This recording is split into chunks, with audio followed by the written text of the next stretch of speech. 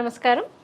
సింహరాశి వారికి వచ్చేసి సెప్టెంబర్ మాసంలోని వారి గ్రహస్థితి ఏ విధంగా ఉంది, మరి వారు సెప్టెంబర్ మాసంలోని ఎటువంటి ఫలితాలు అందుకోబోతున్నారు అనే దాని గురించి తెలియచేయడానికి ఈరోజు స్టూడియోలో మనతో పాటు ఉన్నారు ప్రముఖ జ్యోతిష మరియు వాస్తు పండితులు బ్రహ్మశ్రీ డాక్టర్ నాయకంటి మల్లికార్జున శర్మ గారు. మరియు గురువు గారితో మాట్లాడి సింహరాశి వారికి సెప్టెంబర్ మాసంలోని ఎటువంటి ఫలితాలు రాబోతున్నాయో అడిగి తెలుసుకుందాం. నమస్కారం గురువుగారు. నమస్కారం. గురుగారు, సింహరాశి వారికి వచ్చేసి ఈ సెప్టెంబర్ మాసంలోని వీరి గ్రహస్థితి ఏ విధంగా ఉంది, మరి వారి ఈ మాసంలోని ఎటువంటి ఫలితాలు రాబోతున్నాయి అంటారు గురువుగారు వీరికి? తప్పకుండా అమ్మ. ఓం శ్రీ గురుభ్యో నమః. సింహరాశి వాళ్ళకి సెప్టెంబర్ మాసంలో గ్రహ సంచార విషయం ఏ విధంగా ఉందో ఒకసారి తెలుసుకుందాం. ముఖ్యంగా సింహరాశి వాళ్ళకి ఈ సెప్టెంబర్ మాసంలో గ్రహ సంచార విషయంలో కుజుడు మిథున రాశిలో సంచారం చేయటం వల్ల సింహరాశి వాళ్ళకి లాభస్థానంలో కుజుడు ఉండటం, దశమ స్థానంలో గురువు యొక్క సంచారం, జన్మంలో కొన్ని రోజుల పాటు రవిబుధులు ఉండటం, అలానే ఆ రవిబుధులు కూడా ద్వితీయ స్థానంలోకి వెళ్ళటం, ద్వితీయ స్థానంలో శుక్రకేతుల యొక్క కలయిక, సెప్టెంబర్ మధ్యలో తృతీయ స్థానంలోకి శుక్రుడి యొక్క సంచారం, దానితో పాటు సప్తమ స్థానంలో శని వక్రగతిలో ఉండటం అనేది జరుగుతుంటుంది. ఇది గ్రహస్థితి. మరి ఈ గ్రహస్థితి వల్ల సింహరాశి వాళ్ళకి ఎలాంటి ఫలితాలు జరగబోతున్నాయనేది మనం చూస్తే, లాభస్థానంలో కుజుడి యొక్క సంచారం వల్ల భూసంబంధమైన ఆస్తులు కొనుగోలు చేయటం, అలానే వ్యవసాయం భూములు, కెమికల్ కంపెనీల్లో పనిచేస్తున్న వ్యక్తులకు కానీ డాక్టర్స్ కానీ అనుకూలంగా ఉండటం, అలానే సరైన నిర్ణయాలు తీసుకోవటం, సరైన సమయంలో నిర్ణయాలు తీసుకోవటం, అనవసరమైన వృధా ఆలోచనలు అనేవి చేయకూడదు, చంచల మనస్తత్వాన్ని కూడా కొంచెం తగ్గించుకోవాలి. అంటే కుజుడి ప్రభావం వల్ల ఆస్తులు, అలానే ఇన్కమ్ అనేది గ్రోత్ కావటం, గురువు యొక్క ప్రభావం వల్ల వృత్తిలో నైపుణ్యత సాధించటం, వృత్తి ఉద్యోగాల్లో రాణించే అవకాశాలు ఎక్కువగా ఉంటాయి. అంటే జన్మంలో రవి ఉండటం వల్ల కూడా వాళ్ళకి రవి కొన్ని రోజుల పాటు ఉంటాడు. రవి మళ్ళీ మారిపోయి ఏం చేస్తాడంటే రవి బుధుడు కూడా మారిపోయి ఆ సెప్టెంబర్ మాసంలోనే కన్యారాశిలోకి వెళ్ళిపోతాడు. ఆ కన్యారాశిలో మళ్ళీ ఇక్కడ కేతు ఉంటాడు. అలానే శుక్రుడు కూడా మారిపోయి తృతీయ స్థానంలోకి వస్తాడు. శుక్రుడు కూడా మధ్య భాగంలో వస్తాడు. 19వ తారీఖు తర్వాత శుక్రుడు కూడా వస్తాడు. అప్పుడు వివాహ ప్రయత్నాలు అనుకూలంగా ఉంటాయి. అంటే ఎప్పుడు ఉంటాయి వీళ్ళు చేసే ప్రయత్నం, వివాహ ప్రయత్నాలు ఎప్పుడు చేయాలి అని అంటే సెప్టెంబర్ 19 లోపలే చేయాలి ఏదైనా వివాహ ప్రయత్నాలు. అంటే 2వ స్థానంలో శుక్రుడు వల్ల, శుక్రుడు సుఖాన్ని భోగాన్ని కళత్రకారకుడు కాబట్టి వివాహ ప్రయత్నాలు సఫలీకృతం అవుతాయి వాళ్ళకి. 19 తర్వాత చేస్తే సఫలీకృతం కావు. అంటే 3వ స్థానంలోకి వస్తాడు కాబట్టి జన్మంలో రవి ఉండటం వల్ల కొంత ఆరోగ్యపరంగా ఇబ్బందులు లేకుండా కాపాడుకోవాలి. అంటే దీర్ఘకాలిక వ్యాధులు ఉన్నవాళ్ళు మాత్రమే, మామూలు వాళ్ళు కాదు, దీర్ఘకాలిక వ్యాధులు ఉన్నవాళ్ళు మాత్రం కొద్దిగా జాగ్రత్త వహించాలి. అలానే ధన వ్యయం కాకుండా, ధనం అనేది అనవసరమైన ఖర్చు చేయకుండా ఉండటం మంచిది. కొంత అపనిందలు అంటారు. అపనిందలు అంటే ఏమిటంటే మనకి ఎవరైతే తెలిసిన వాళ్ళు ఉంటారో ఈ యొక్క క్యారెక్టర్ని మనం అనాలిసిస్ చేయాలి. చేసి ఈ వ్యక్తిని మనం దూరంగా ఉండాలి ఈ నెలలో అని ఆలోచన చేయాలి. వీళ్ళు ఈ వ్యక్తి ఇలాంటి క్యారెక్టర్ గలవాడు, ఆ క్యారెక్టర్ గలవాడికి మనం ఎలా ఉండాలి? దూరంగా ఉండాలి. అంటే దుష్టుని చూసి దూరంగా ఉండాలని అర్థం. ఎప్పుడు కూడా మనిషి యొక్క క్యారెక్టర్ని మనం అనాలిసిస్ చేసి ముందుకు వెళ్ళాలి. అలానే బంధుమిత్రులతో విరోధ భావాలు కలగకుండా చూసుకోవాలి. అంటే లౌకికంగా ప్రవర్తించాలి. అంటే ఆర్థిక పరంగా వాళ్ళకి బాధలు కలగవు, కానీ ఆర్థిక పరంగా బాగుంటుంది. ఫైనాన్షియల్ పొజిషన్ బాగుంటుంది. ఎప్పుడు బాగుంటుంది?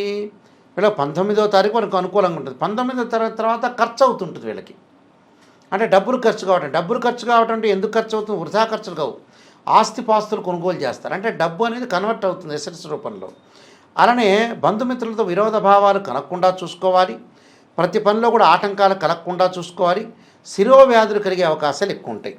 అంటే తలనొప్పి, అలానే తలనొప్పితో పాటు రైట్ ఐ, లెఫ్ట్ ఐ, అంటే కంటికి సంబంధించిన శుక్లాలు కానీ, గ్లకోమా ప్రాబ్లమ్స్ ఉన్న వాళ్ళు వ్యక్తులు కానీ, అంటే గ్లూకోమా ప్రాబ్లమ్స్ కొన్ని ఉంటాయి కదా రెటీనా సంబంధించిన విషయాల్లో, వాటిలో కంటికి సంబంధించిన జబ్బులు రాకుండా చాలా జాగ్రత్త చూడాలి.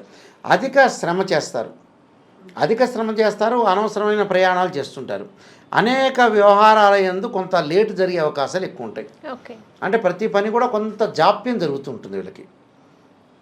అలానే భార్యాభర్తల మధ్యలో చికాకులు రాకుండా చూసుకోవాలి. అంటే వైఫ్ అండ్ హస్బెండ్ రిలేషన్లో చాలా జాగ్రత్త ఉండాలి. శరీరంలో స్కిన్ సంబంధించిన ఎలర్జీలు రాకుండా చూసుకోవాలి వీళ్ళు. ఓకే. అంటే స్కిన్ ఒకటి, తర్వాత శరీరంలో కొంచెంమంది పుండ్లు వస్తుంటాయి, దద్దుర్లు వస్తుంటాయి. ఇలాంటి విషయాల్లో చాలా జాగ్రత్త. ఎందుకంటే జన్మంలో రవి పెద్దగా మంచివాడు కాదు. వారు ఎంబటే రవి కూడా మళ్ళీ ఏం చేస్తారు, ద్వితీయంలోకి వస్తాడు. అప్పుడు కొద్దిగా బాగుంటాడు. ద్వితీయంలో అంటే 19వ తారీఖు తర్వాత కొద్దిగా ఆరోగ్యం అనేది కొంత కుదుట పడుతూ ఉంటుంది. అందువల్ల వీళ్ళకి ఏంటంటే కొన్ని గ్రహాలు బాగుండటం, కొన్ని గ్రహాలు బాగలేకపోవడం జరిగింది. అంటే గ్రహాల యొక్క మార్పు సెప్టెంబర్ మాసంలో తొందరగా మూవ్ అవుతున్నాయి. ఇక్కడ రవి బుధులు సింహరాశిలో ఉంటాడు, అమ్మటే ఆ రవి బుధులు మళ్ళీ కన్యారాశిలోకి వస్తున్నాడు. శుక్రకేతవ రవియులు ఉన్నారు, 3 గ్రహాలు ఉన్నారు. మళ్ళీ శుక్రుడు కూడా తులారాశికి మారిపోతుంటాడు.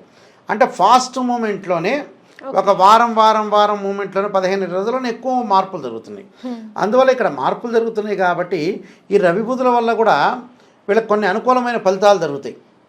అంటే అనుకూలమైన ఫలితాలంటే ఒక బుధాదిత్య యోగం అని చెప్పుకోవచ్చు, కానీ గోచారరీత్యా యోగాన్ని మనం పరిశీలన చేయలేం.